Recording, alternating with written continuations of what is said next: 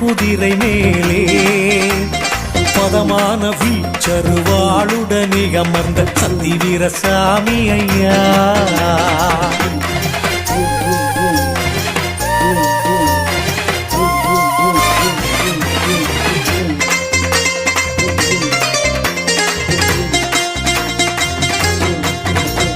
பூத்தமலர் போலிருப்பார், பூரண பொலிவுடன் ஜொலித்திருப்பார். நம்பி வரும் பக்தரின் தலை வீதியை மாற்றும் சந்தி வீரசாமி ஐயா. பேச்சியம்மன் பேசிடுவாள், உடனந்த ராக்காயி கண் திறப்பாள். கற்பசாமி சோனையுடன் வீரபத்ரனும் சேர்ந்த சந்தி வீர சாமி ஐயா.